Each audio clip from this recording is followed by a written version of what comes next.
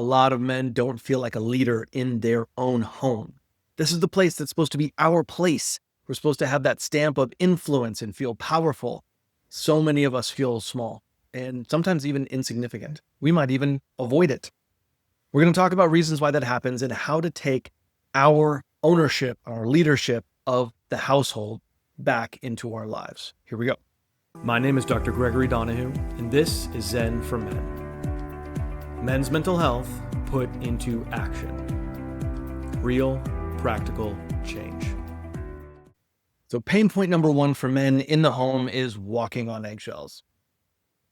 As kids, if we grew up in this environment where emotions were unpredictable or even intense, like our parents or dad or mom could blow up at any second, we learn to read the room and immediately assess, how are things going? Am I safe? Am I going to get that kind of reaction? We watch what we do. There's this eggshell anxiety that we're constantly worried about how someone's going to respond. Now, oddly enough, and we know this, if we're looking for that kind of reaction in the household, we're more likely to find it. We will treat someone as if it's, I got to keep the peace, I got to keep this calm. We will take any emotion as if it's a threat, especially when we grew up. If things could get explosive, even the smallest emotions to us as adults can feel that warning sign of this is going to escalate. Don't let it escalate. So we walk on eggshells. What we're doing there is we're trying to suppress our own emotions and our own reactions as well as those in our household. That can truly create this environment where these are the people I care about. I need to keep it safe. And we're not going to associate that everywhere. When we go into the workplace, when we go somewhere else, our neurons associate unpredictable childhood and heavy emotions with the home life. So it's normal to feel a hypervigilance and a walking on eggshells at home and even be a leader elsewhere and have no problem being a leader elsewhere. In fact, it almost feels like we're being treated as two different people. And I know for me, and I will confess this, it was easier for me to blame my spouse for cutting my legs out from under me, for not giving me the ability to lead, because I was able to lead elsewhere. My immediate assumption was that she must be the problem, instead of thinking that at home, I have associations and fears based on childhood that I don't have in the workplace. In other words, I didn't have that at school. I had that at home, not at school. So we can have different sets of defensive mechanisms and therefore feel more like leader in one place while feeling like not a leader at all at home. So for a kid who grew up in this unpredictable pain point of, I got to walk on eggshells, the goal for survival is I need to keep the peace. If people are becoming emotional at home, I've failed. Pain point number two, that I, as a man, never learned to be emotionally present. Guys are stereotypically taught to be task-oriented, to be fixers, to be doers. That means we never get to understand what it is to just be, to sit and enjoy the emotional experience, ups and downs, and just to appreciate the vibrancy of that. If my wife comes in and she's upset or she has an emotional response, so many times I immediately thought of that as, oh crap, she's expecting me to fix something, or I don't know how to fix this. And so I would either get mad at her for being emotional, or I would try to come up with some solution so that she might become less emotional, and then she would feel dismissed, or she would feel like I wasn't listening to her. Because the actual goal of emotional connection is to experience the emotions together. So my wife and kids are coming to me to share in an emotional experience. But for me, growing up, I was taught that all things for a guy are things he should fix. And emotions fundamentally are not things to fix. They're things to share and experience together. And so I come home, and if I experience emotions there, I immediately try to problem solve, because that's what works for me in most of the rest of life. This comes from a childhood where other people's emotions growing up were bigger than ours. Especially as I was the youngest growing up, I felt automatically like the people older than me had just bigger problems than I did. So the message I got was that I needed to be more emotionally compliant and not make a fuss, not make a bother for anybody else, rather than being emotionally present, regardless of other people's emotions, even if they do have genuinely bigger problems. My problems to myself as a kid are still true to me. My experience as a kid of losing a balloon could be just as big as my sister's experience of getting kicked off the team or going through a breakup. Even though one is definitely bigger than the other, the perspective is what matters. So because as a little kid, especially as the youngest, everyone else used to view my problems as small, I had that instinct to view my own emotions as small. Therefore, the goal is to appease and don't let things escalate. Creates that message where I didn't learn how to be emotionally present with myself. I thought I was just supposed to not make a fuss. Pain point number 3, disrespect hits deep because as boys we're taught that worth equals our performance. So when we're growing up, it's easy to think that make good grades and we're okay with you.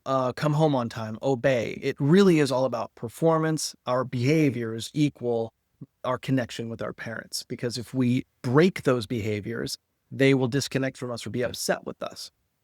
So that achievement equals love formula can translate into the home life, which means that anytime my wife notices something I didn't do, it can bring apart a weight and a criticism volume that is way out of proportion. Because the reality is my wife is just upset that I forgot to do something. That is an emotional reaction she's having to now either she has to do it or it wasn't what she expected.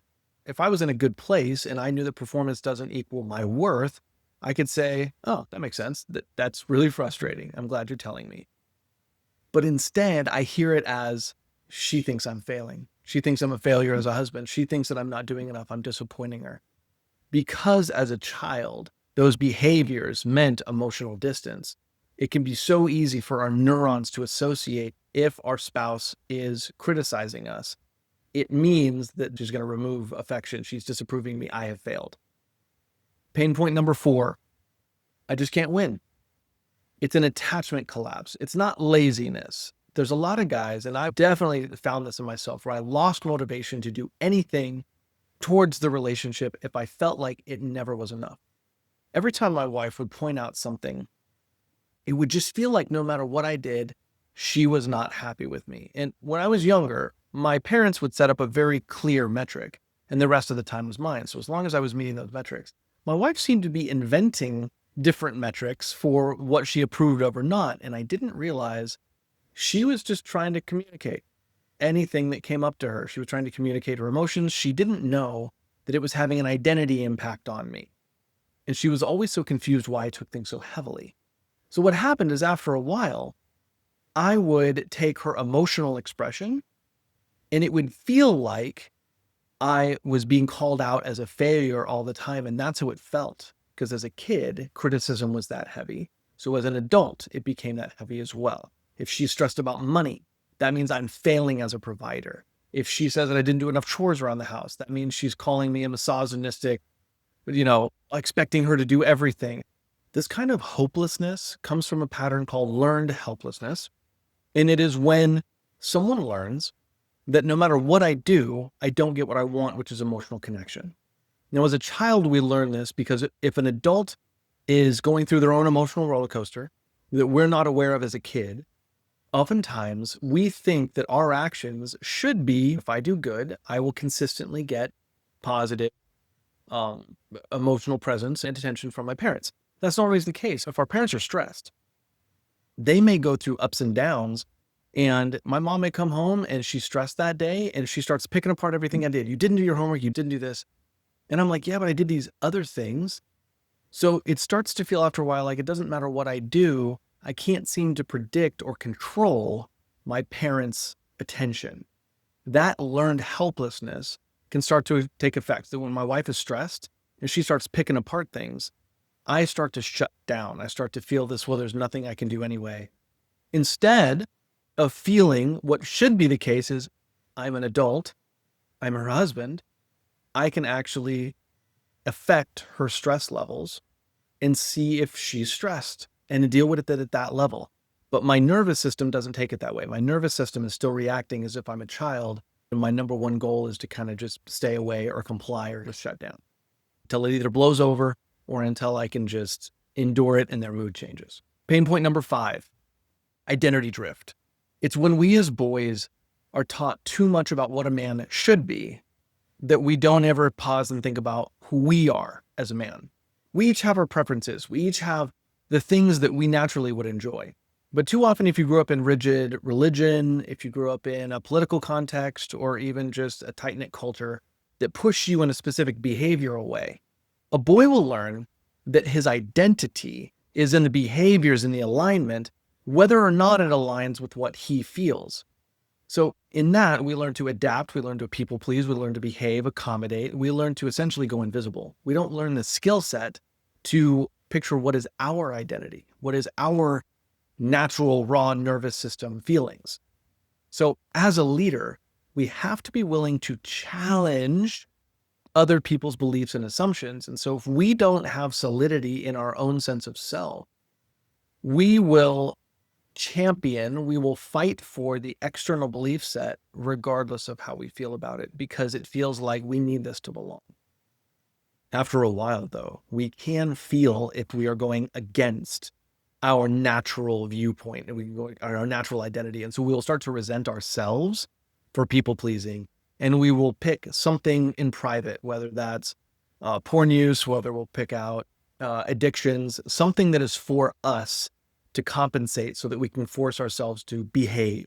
So we have to have this thing on the side as that goes on. Our nervous systems can sense when we're at least partially forcing ourselves in a direction rather than truly going by it. So at home, it's no different.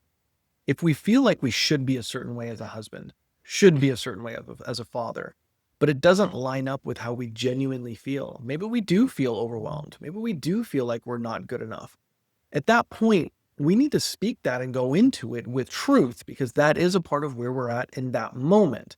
Because if we fail to do that, that means we're putting on a front and we're faking. Our nervous system has to work 3 times harder to keep up a facade than it does to just be genuine, including if that genuineness is, I don't know how to do this.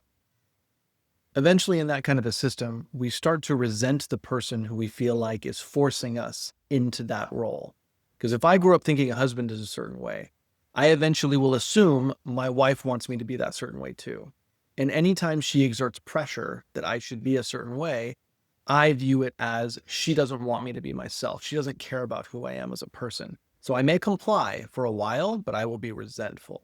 Instead of pushing back and saying, no, I think it should be done differently, and allowing conflict to be a part of that identity formation. And honestly, it creates more closeness between my wife and I. So instead of her having a relationship with a facade when I'm trying to convince her this is who I am, conflict actually creates that sense of, all right, we do get a picture of who each other are, even if we don't agree in that moment. That's healthier. So let's look at this whole picture. Real true leadership in the household is never going to be dominance. It's never going to be everyone does what I say. Leadership is all about me knowing who I am and how I would run things, and then communicating that in a present and emotional way with my family. Because just as we learn to respect our own preferences, we then also respect the preferences and free will of others. If we don't feel like we have the freedom for preferences, we will resent the preferences of others, because we essentially feel like it's either or. Either they get preferences or I get preferences. That is not leadership. Leadership is everyone can win. Let's all be honest and let's all collaborate as we go, because we all care about each other and there is more than enough room for everyone to be happy, which is the case. Real leadership constantly checks in, but we can't do that if we don't validate our own experience, no matter what it is, even if the experience is overwhelmed, upset, afraid, or hurt. Otherwise, if we suppress it, and I'm sure you've experienced this, I've definitely experienced it. If we suppress our own emotions and our own nervous system response, it'll eventually lead us to blowing up, which makes us look like the bad guy, or going into a secret side addiction to cope with the forcing ourselves, also makes us look like the bad guy.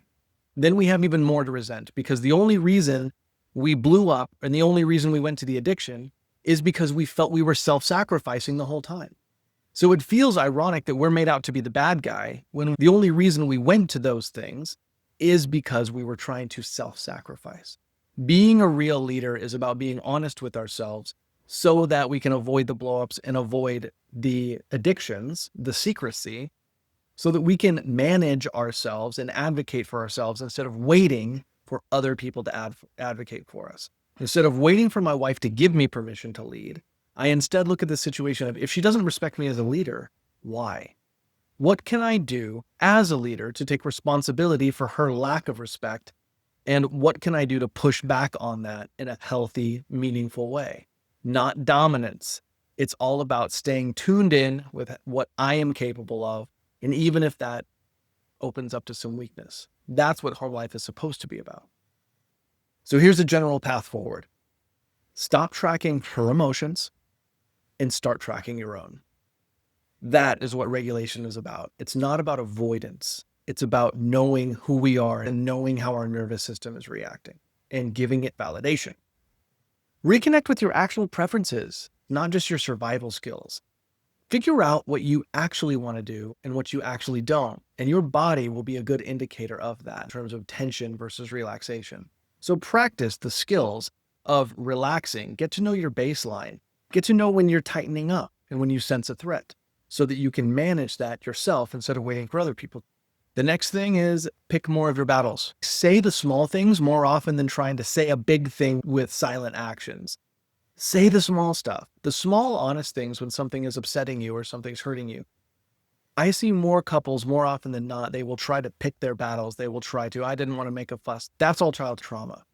Having in the moment active honesty and being present, that is what being present is. It's saying, hey, that just hit my nervous system. Did you know that? And it's not about nitpicking everything. It's about staying current, because the minute I force myself to suppress an honest reaction, I'm now becoming fake. So emotional presence is about picking those battles. Sometimes though, when we start doing it, we pick a bigger battle than we think because we've been suppressing it for longer than we should have. So sometimes when we start this, it does blow up bigger than it should, but it's only because we've been suppressing it. Once we get into the habit and our spouses get to know that we're going to bring up pretty much how we feel in a running dialogue live in the moment, it becomes a much better organic way to live life, because then they never have to guess how we feel and we get to be present at all times. Next, practice staying in the room when you want to shut down. I usually will say, practice word vomiting. When you're there, don't just stay physically in the room. I want you to stay in the room. I actually want you to say the jumble of mess that you're thinking and feeling, and even call it out. Just say, look, I need a word vomit. I got a bunch of thoughts. I feel mixed about both things. I just need to get it out. I understand how you feel. Let me get this out first. Just start saying stuff. The more you communicate, even if you don't know where it's going, more communication will lead to connection no matter what. So just keep communicating what you're feeling, but you might want to let your spouse know that you're going to try something like that, especially if she's used to you being silent or shutting down. And lastly, it's not about the win or the lose or the failure or success. That is childhood trauma. It's about staying you. Staying tuned in with what you're feeling is always the right thing to communicate. It's not about the opinions. It's not about the solution. It's not about being smart versus dumb. It's about what you notice in your nervous system and following it. That is your identity, and that is going to create the most safety for your spouse. And she is going to be less likely to escalate and feel abandoned. Even if what you're saying is upsetting to her, it still creates a connection point and something to move forward with. So it's less about the win or the lose or saying it right or wrong, but about continually attempting to tune into yourself and expressing that. I have found out over the years that I am not powerless in what I have been living at home. I have been waiting for my wife to give me permission, just like I waited for my parents to give me permission. That is childhood trauma translated into marriage. So instead of waiting, change the pattern. I want to stop becoming the boy who keeps the peace, and I want to become the man who is so present with myself that my wife can't help but feel that even if she disagrees with it or it upsets her, she can feel what I'm feeling because I'm letting her know. I'm not hiding it from her. If you can relate to this content, please feel free to leave a comment. Let me know what you engaged with, what your story is.